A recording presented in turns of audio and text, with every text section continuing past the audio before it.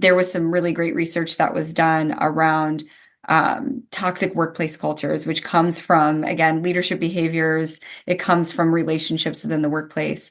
And if you are exposed, have regular exposure to those types of behaviors, which we all know what that means, it actually increases your risk of developing a chronic disease by, I think it's 35 to 55%.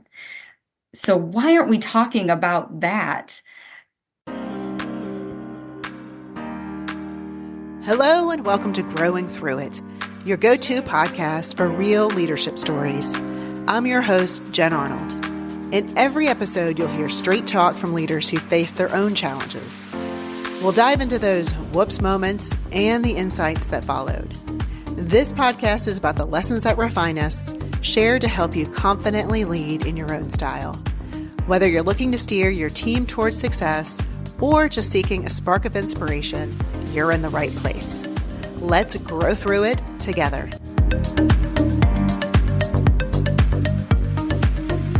Bridgette, welcome to the Growing Through It podcast. I'm so glad to have you on today. So excited to be here. Thanks, Jen. Yeah, looking forward to the conversation. But before we get started, can you introduce yourself for the audience? Sure. So my name is Bridgette McCullough. I am currently a leadership development advisor with OhioHealth, which is a health system with a pretty large footprint, primarily in central Ohio, but extending out into other regions of the state as well. We have about 35,000 associates, so that kind of shows you our size. And for the last probably decade or so, my work has really been focused on creating healthy workplace cultures that allow people to thrive, not just at work, but also just in their lives as a whole. And just in the last 2 years or so, this has led me to become very passionate about the connection between leadership and well-being in the workplace. And Jen, I know you and I have talked about this. My career trajectory is a little strange. I have no formal background in leadership development or HR, which is the department that I'm currently in. I have an undergrad degree in radio. I very much wanted to work for NPR, which I did not, but I do love podcasting, which makes me really excited to be here. We can talk more about that. And I also have a master's in public health from the University of Michigan. I'm a registered dietitian, which was kind of my entry point into a focus on workplaces, originally more from a wellness standpoint. And then it was through that work, working with all kinds of different employers in all industries, government, schools, manufacturing, healthcare, that I really saw a huge gap. Employers really focusing more on individual health behaviors that happened outside of the context of work itself when it came to addressing well-being, things like nutrition and exercise and stress and sleep, and very little focus on where I felt like organizations actually had responsibility when it came to addressing well-being and where they had more control, which is the relationships and the behaviors and the culture that exists at work, and in particular, the leader and employee relationship. So yeah, you are now in leadership. Yeah. And we've talked about this because I'm now in leadership too, but we both come from that well-being space. And you are, I was a dietitian. I've dropped my license. You still have yours, but it's so interesting the way people get into the field and the evolution of it, right? And I am fascinated that you went into radio was your goal. I love it. But that just goes to show you who knows where you're going to end up. And it doesn't matter really what you went to school for because you could go any which way with it. But let's dig into like the well-being bit of it. Because we have both come from that world and it is its own world. Tell me how you came into it. And let's talk just a little bit about how we both kind of like evolved to where we are today, which is different. Very different. Yeah. So came into the leadership development space. Well, where did you start in well-being? Well-being. Okay. So that was interesting too. Amongst other things that I wanted to do. When I first went into public health, I was really interested in public policy. I wanted to go into like working on national level policy advocacy around nutrition. That was what really interested me.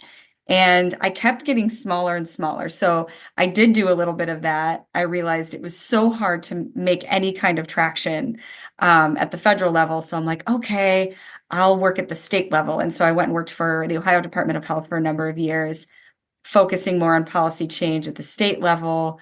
But then we had grants that had us working at the local level. And then also, our grants primarily came from the CDC, Centers for Disease Control, and they gave us one that was focused in the workplace.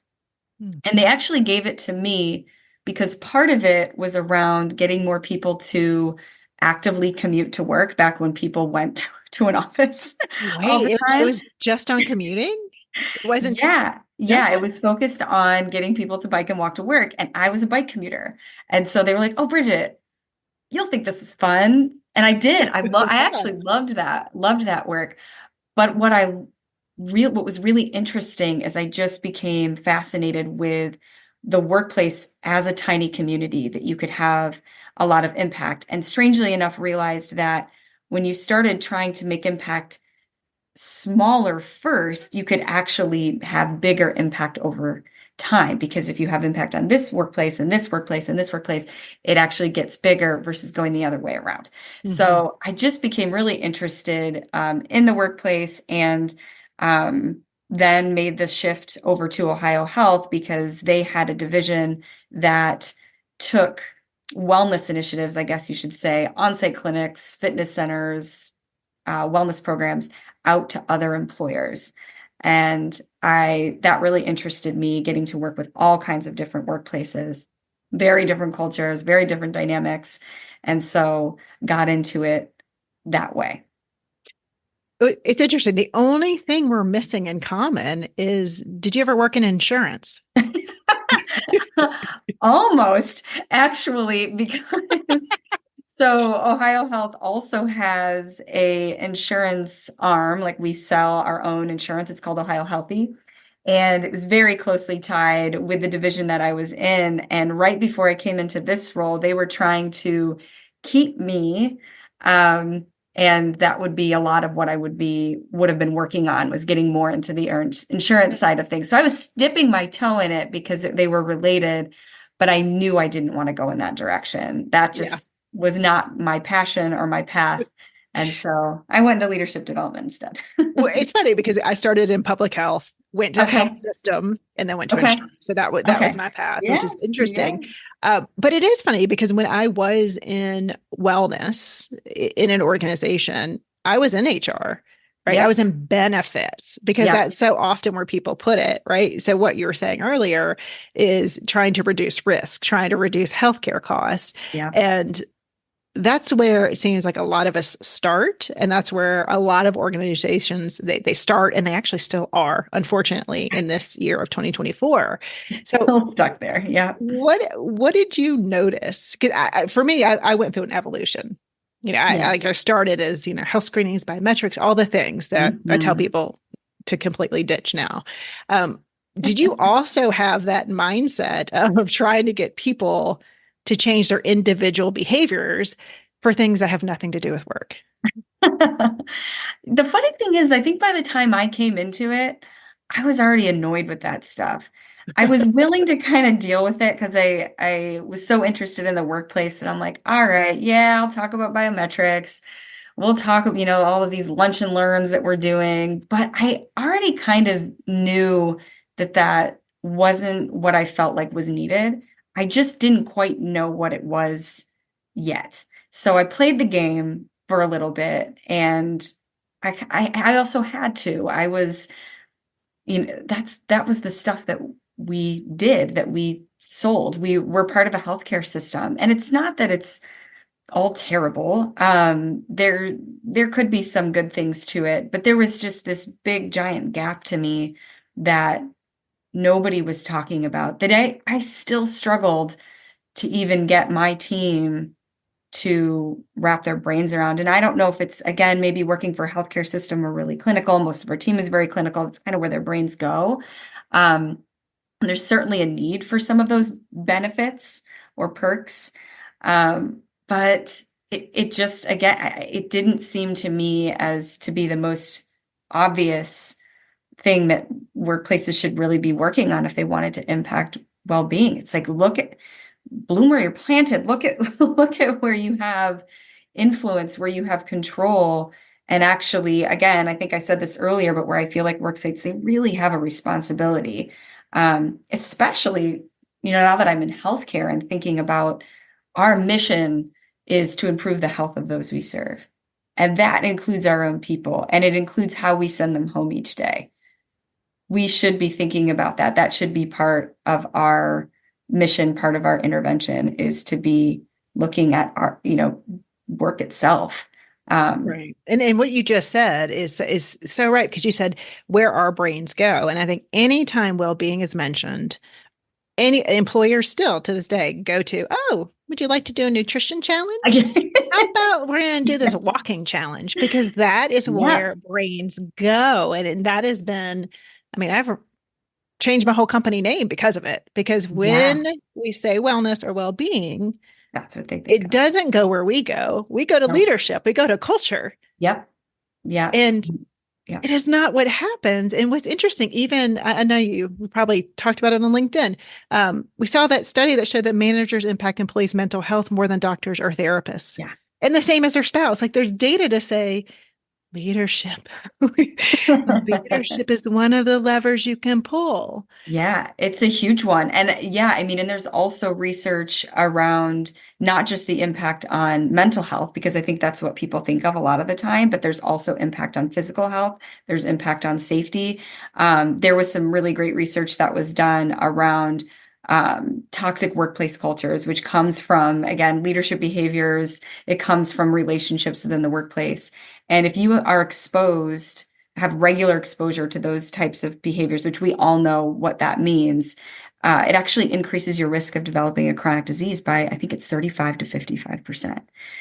So why aren't we talking about that?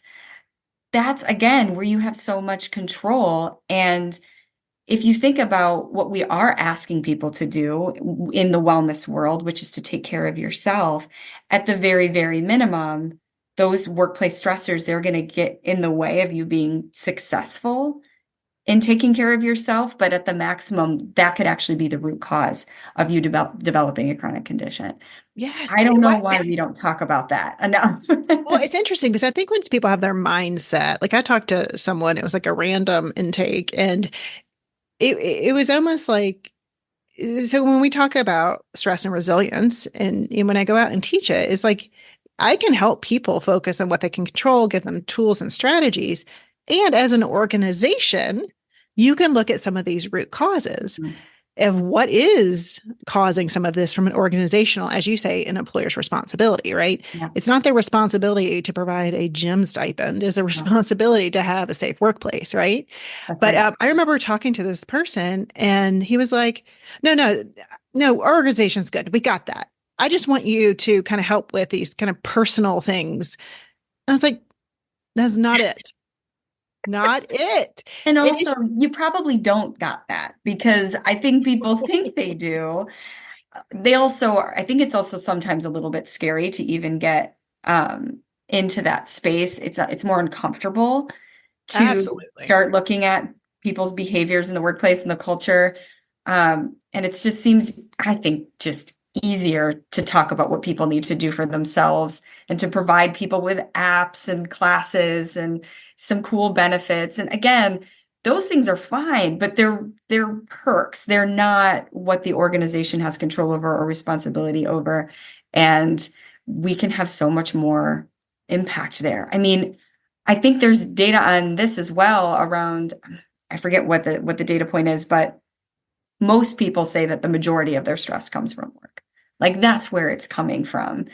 Even if you have things that are stressful outside of work, your workplace relationship, specifically with your leader, they can either make that better or they can add fuel to the flames, right? Because if you are struggling at home and you've got a leader that's like, oh, well, you still got to be here and you still got to show up. And I still expect you to be answering, calls and emails well into the evening, even though you've got a sick kid at home or whatever it might be.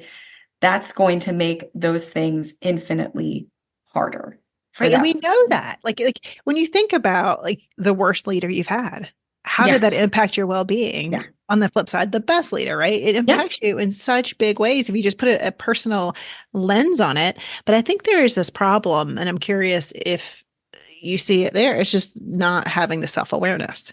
Oh, Thinking, yes. hey, leaders think I'm a great listener. Their employees say, no, you're not. And leaders say, hey, I give praise all the time. They say, no, you don't. So are you Yeah. finding it's just human nature, right? We all have this. Yeah, it is.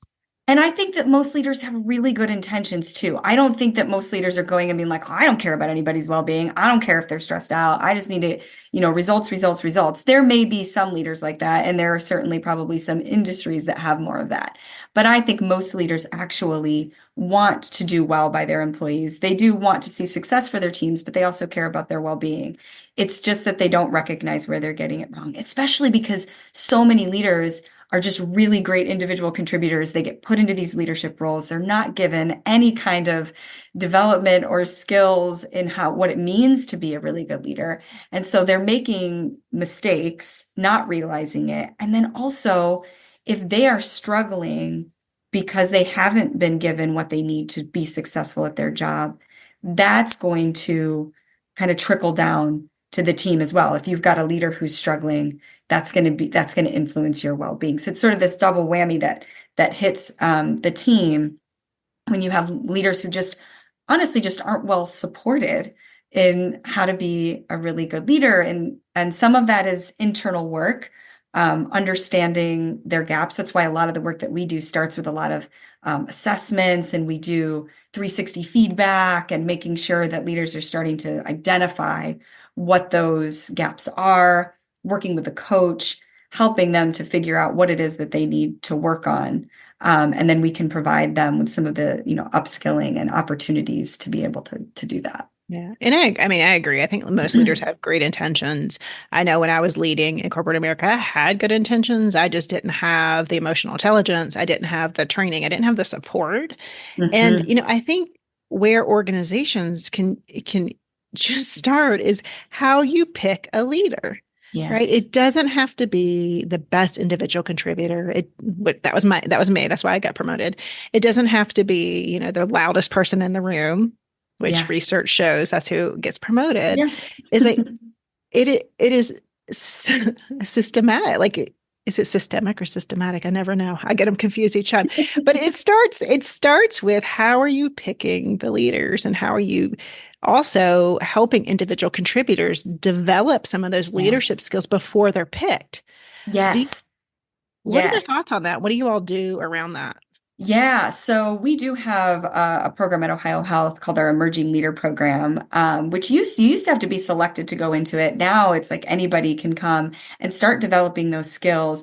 We're really building out more of what we do with our associates who are not in leadership roles, because so much of what we're teaching, you don't have to be a leader to start developing those skills. You can start Right. developing skills in emotional intelligence and empathy anytime. Building trust, like that's just good relationship skills. And that's what's cool, I think, about what we do. And again, for me, speaks to our mission, and also just being a public health professional, is that people take this stuff home with them.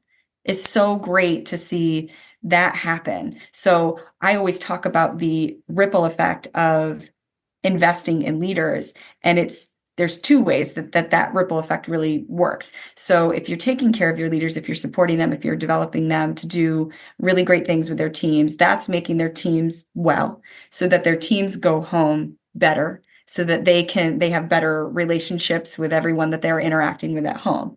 But then also, you now have leaders who have better skills for when they go home to their families. They now are more skilled in things like emotional intelligence. And my boss would say, he thinks it's really funny.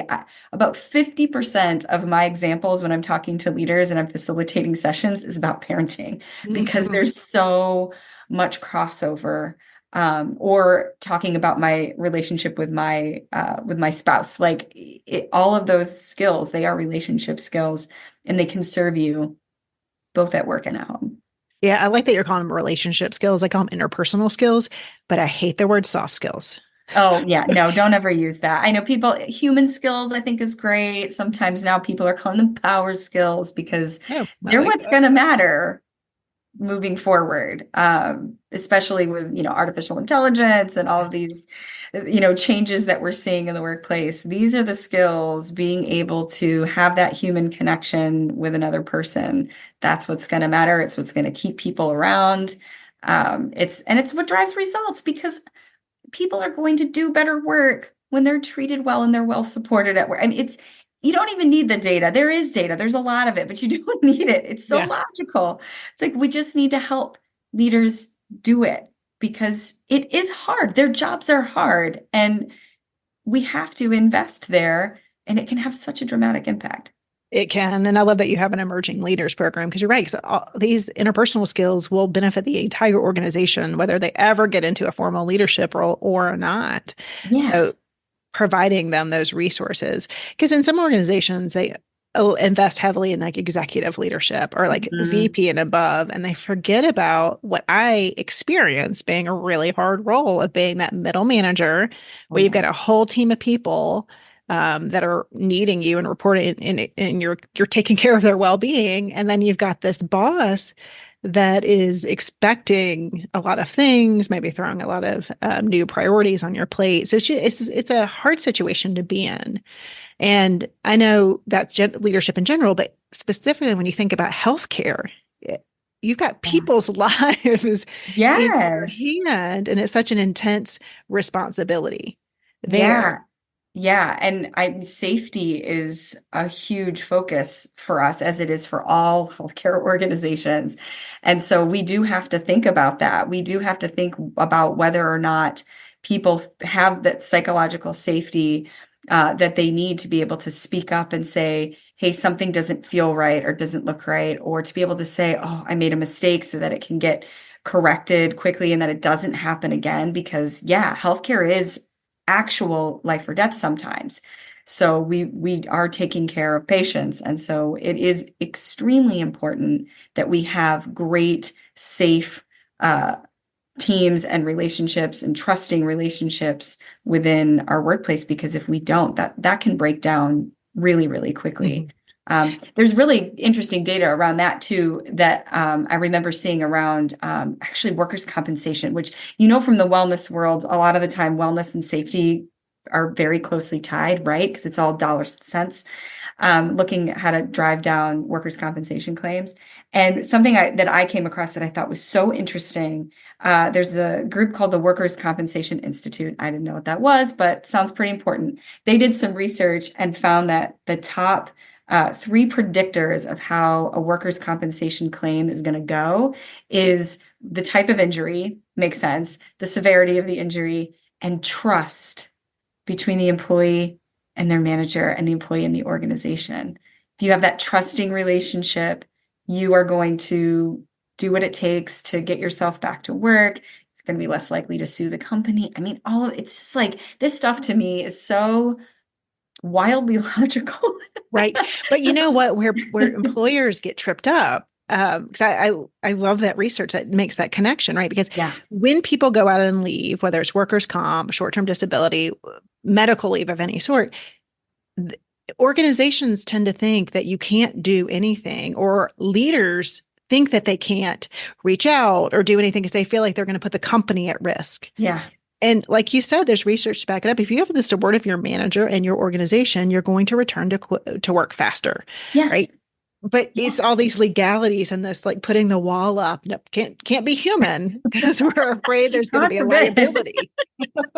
I know, right? And also, like, you need to be working on those trusting relationships before something like this even happens, so that you know that it's going to go so much better if we're building those really great relationships right up front. I've been thinking about this a lot lately, and I feel like even when I see that wheel that you see when it comes to the different aspects of wellness. You've got your physical and you've got your mental and you've got your social. You've seen this before, and there's all these different versions of it. I feel like relationships to me kind of sit at the center of all of that. And we put social connection sort of on its own, it's in its own place. But I feel like relationships actually, specifically workplace relationships, touch on every aspect of a person's well-being. It really does, because again, as I talked about earlier, if you've got stuff going on at home, your workplace relationships are going to influence that. They have to, because you spend way too much of time at work for that not to be the case. Oh, absolutely. Yeah, I think relationships do sit at the center because no matter what you do, even if you are working by yourself, writing a book away in your basement, you still need relationships, right? You still Yeah. have an agent or you have people reading the books that you want to connect with. Like there's really, you're not going to be very successful if you are solo. No. Um, One of the things you mentioned is psychological safety, which is a focus there at Ohio Health. But what are some other, I guess you can call them leadership competencies, Mhm. whatever that you look to? What are some key skills that you upskill your leaders for? Yeah, so for us, definitely the foundation is all around emotional intelligence and empathy building. It starts right there. And then it goes off into a lot of different spaces. Some of my favorite topics that we're hitting on right now is around building trust, around giving and receiving feedback, having those courageous conversations. We actually have a program devoted just to that, which we find to be really important, especially for those first-time people leaders and figuring out how to have those conversations. Um, different aspects of psychological safety. One thing we work on a lot that people love when we have this conversation is around setting boundaries. Mm. I think this is where leaders get into a lot of trouble. If they're not really good at setting boundaries, especially right from the beginning. So that's a big one for us that we work on. Trying to think, recognition is another huge one. And what I love about the way that we've been talking about recognition, because I think people, that's like, yeah, we know we need to recognize people for great work. We also talk about it in terms of empathy and also inspiration. So when we talk about recognition in terms of empathy, it's recognizing when somebody is not okay, recognizing when somebody's got too much work, recognizing when somebody needs support. That's recognition too. And I remember when we started putting that together, and it kind of was like that mind-blowing emoji for me, where I was like, I always thought about it in terms of the accolades, good job. But it's also that type of recognition. And then also tying recognition to what inspires people. So making sure that when you recognize when somebody has a certain goal or a certain aspiration, and you're like, oh, I think you would be really great for this project because I know it ties to this thing that you're trying to work on, and making sure that you're tying it back to what really motivates and inspires people. So I thought that was really cool. We've just been trying to think about things, I think, in different ways. What we've been focused on is evolving from when we were during the pandemic years.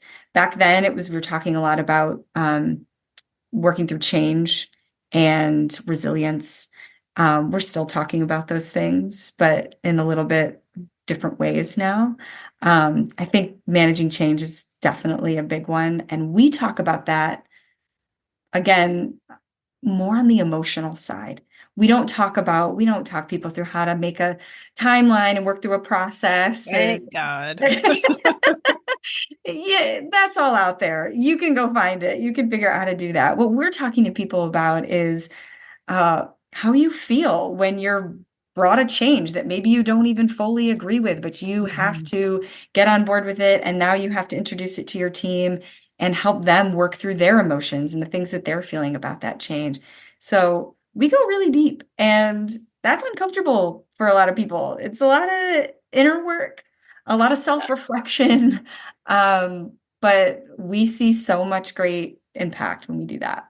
Yes, it is deep work, right? I mean, because all of it is, I feel like there's certain things that just can really challenge us from a personal level. And one of those has been parenting for me, right? Again, it gets you Mm. in tune to like, Ooh. ooh, I'm not so strong here. Yes. Or owning a business that has really like kicked my ass in the way of personal development, but leadership as well, because I find it really difficult. Like it's a challenge to me. So I think all of the things that you're doing to go deep are kind of help people uncover this because in our very, very busy lives, we don't think about it. We don't have the time to sit and reflect. And that's what I say in every training, like use this as an opportunity to Yeah. reflect, to take time, to think about it. So hopefully you're at least planting a seed so they can, it's sitting there somewhere in their brain to, Yeah. I mean, and it's one of the first things we talk to them about is like, you need to carve out space for this stuff, whether it's working with a mentor or coach, or whether you're, reading books or, listening to podcasts or coming to sessions like the ones that we offer, whatever it is that helps people to really reflect, we have to make that time and make it sacred yeah, and make it different than other times that you might carve out for yourself. Like you have to say, nope, this time is for this only. I'm not going to let anything else get in the way. That's a boundary setting thing. Put it on the calendar. This is for me. I'm going to do it. Because it is, again, especially when you're first getting started in leadership, but I think it never stops. It never stops because you're going to take on new situations. You're going to get put into new roles, new projects. There's always going to be something new. And something really cool that we do, we do offer coaching, executive coaching and coaching for all of our leaders. But we do spot coaching, which I think is really cool. So people can come to us with just a one-off issue, something they're really struggling with, and we'll help to coach them through that and help them to find really focus on what they have control over, which is a big one. We talk about that a lot, yeah, and find ways to work through it. So I think that's a really cool thing that yeah, Ohio does as well. I do too, because that's when they need it, right? And In the that's, moment. yeah, because that's why we partner coaching and training, like group, because you're like, I Yes. can tell you this all day, but you got to go practice it. And then you Yep. need to screw up a bit. And then you need to come back and talk about what went well, what would you Yeah. change? Like, so I love that you all do that. One thing I was just thinking of is I'm curious about what you all do. I have found in organizations that there's not a lot of like accolades or rewards for being a good leader. It Mm. comes in your team, it comes in like these, they're tangible, but they're not. I'm trying to think how I'm going to phrase this. So people love your leadership. You always get good people, there's those things. Yeah. But organizations seem to treasure and reward and lift up visionary, strategic thinkers, people getting stuff done. There's not a lot of rewards to being like, you are one of the best leaders in our organization. Mm. Yeah. So I think we actually do a decent job with this. So we do have what we call our balanced scorecard. It's things that we're measured on. And there's an aspect of that around culture. And that's driven by a number of different metrics. But one of the big ones is our engagement survey. And we actually just switched, we were using Perceptics before. We just switched to Gallup, which has been really interesting. That's a big transition for our people in terms of what the questions look like. But that's a factor in the bonuses that our leaders get. It's factored into the bonus structure, which I think is wonderful there. And also our leadership competencies. So our competencies that we focus on are results driver, which you would expect. Yeah. But that's just one of the three prongs. The other Well, you two need are, results. It's an yeah, organization, it's a yeah, we're business. So I'm trying not to have some discounting that. success. That's right. Yeah. The other two are culture builder and people developer. And I Oh, actually think of those as like in my brain, no one's ever said it this way, but I think of it as like a three-legged stool, right? Like you can't really have just two of those. You really need all three to be successful as a leader. And so all of the development that we do rolls up through those different competencies. That's what we want our leaders to do well. And that's what they are essentially being graded on in their performance review, which is tied to bonuses as well. So I think that really helps a lot people to be thinking about that. They really do pay attention to survey scores and thinking about how they can make goals based around what they're seeing in those. So that certainly helps. And then we also, something else that's really cool that we do is we do have high potential programs. So we have leaders who are identified and put into these high potential programs, and we have them at the manager level, and then we do it at the director level, and then also the VP level. And we pour into them through our development. And you talk about inner work, like those programs are really, you go really, really deep. But if we see somebody's doing great, we think, how can we pour into them even more and help them to have an impact on our organization and hopefully retain them by really pouring into them. And so we have some really, really cool programs to do that. Not to discount what you're doing, because I think you're doing wonderful things. I just have a counter thought. Okay. Um, I hate the term high potential. Oh, yeah, I get I have an that. issue with it because I feel like then you're saying these elite group of people are high potential and everyone else like, meh.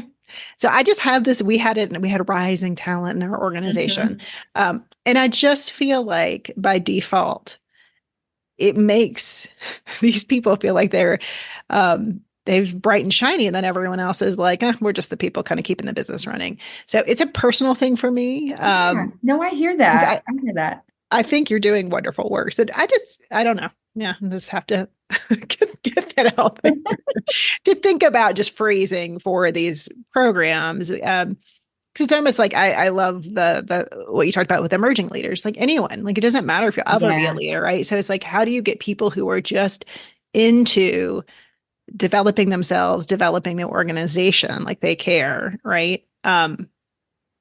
Pour into them. So Yeah, that's an interesting thought. And it makes me want to take it back to the folks on the team that really lead that work. But we do have, I mean, we're working with everybody. yeah, you seem like So you have it's, a ton of yeah, options. we have a Um, ton going on. So it's not like that's, you have to make it to a certain level to be offered anything. It's almost like a reward of like, hey, you're doing a really good job. So we're going to offer this program to you, which is also going to put you in front of, you get an executive sponsor, you get a coach, you get put in front of some people that you might not have gotten put in front of otherwise. So it is a little bit of a reward for doing a really great job, but that doesn't mean that we are not pouring into everybody else as well. So, no, it but seems like you have great ways to reward people. Like I think the way yeah. you talked about it is a three-legged stool. And if leaders have an engagement survey, they're on the hook for, Mhm. I think those are rewards, right? Tied to your bonus and all that. So I appreciate you all do that. You talked about a lot of things and all really exciting things, robust leadership development opportunities. But is there anything that you are either most proud of or most excited about that you're working on that you haven't mentioned? Good question. So many things that we're working on. Well, one, we have a podcast that I Yes. started that I love. That's one of my favorite things, just because obviously I have that radio background. So it's really great. And it's for our leaders, but it's also available to anyone. It's called Leading to Wellbeing. I was very intentional with that title about how I wanted it to be about the connection between leadership and the well-being of people, especially being a healthcare system.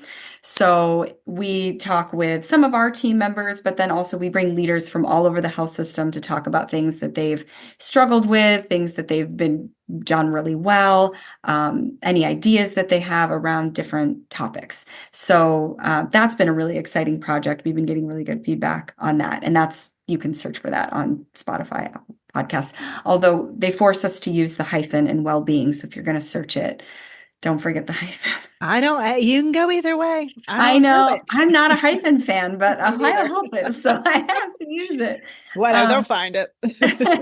I'll link it yeah. up as well. Okay, great. Yeah. So that's been really, really fun. I'm also really excited because we're now taking some of what we're doing to other employers. So I think I kind of mentioned that division I used to work for, where we were taking on-site clinics and we were taking biometric screenings and wellness programming and stuff like that out to other employers.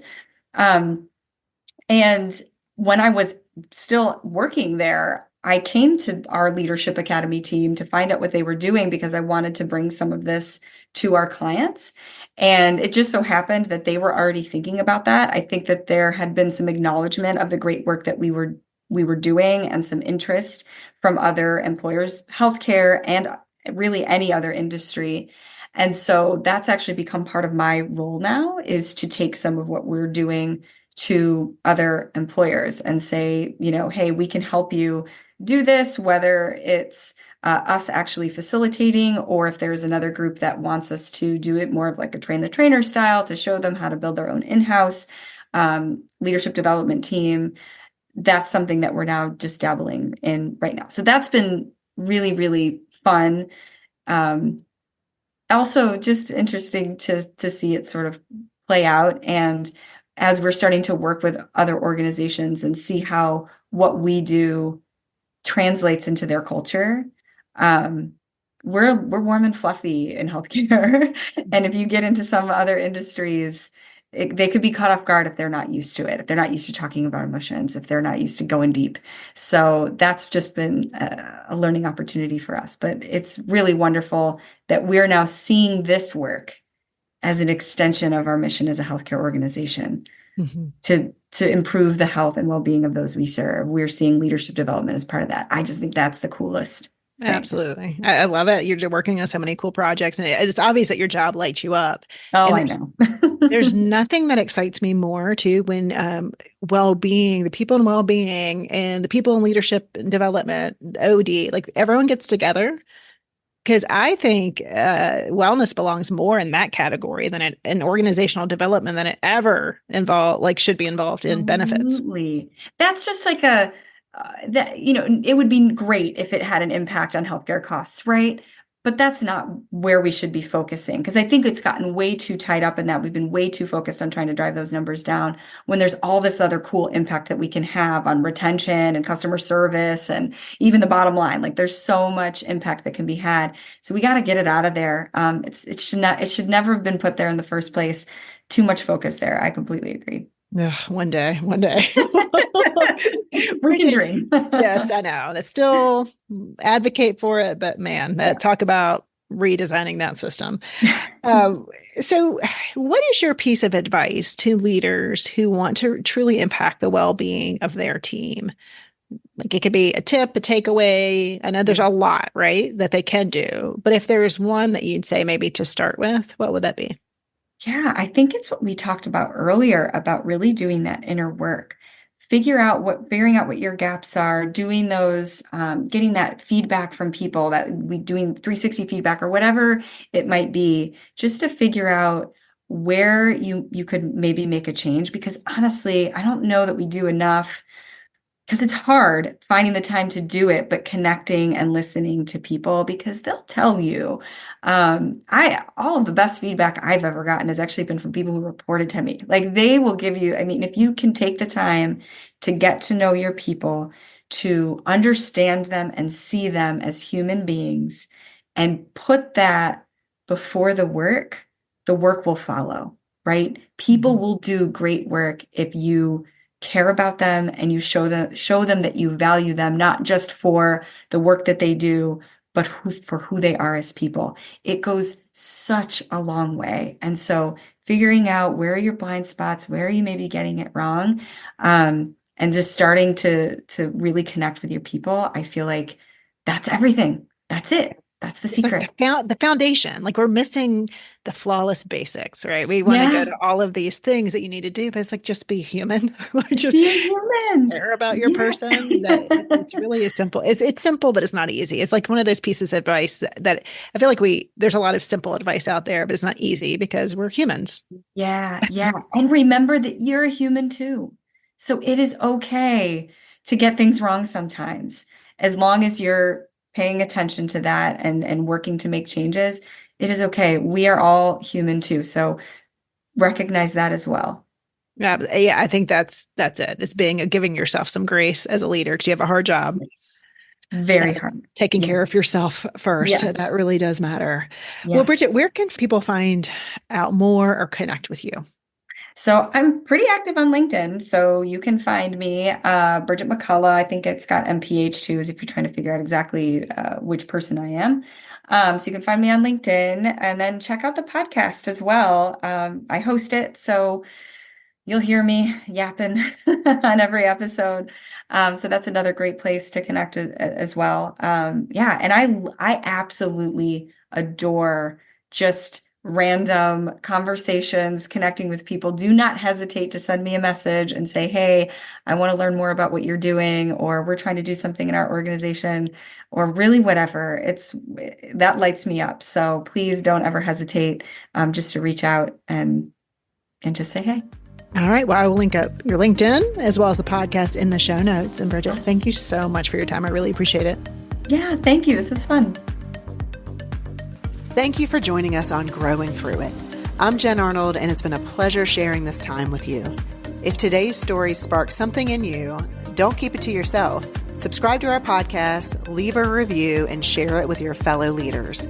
And remember, each episode comes with a nugget of wisdom that we expand on in our newsletter. So if you're eager to put these insights into action, head over to our website at growthsignals.co and sign up for exclusive content that'll give you an edge in your leadership journey. Keep growing, and I'll connect with you again soon in our next episode. Until then, take the lessons learned and lead authentically.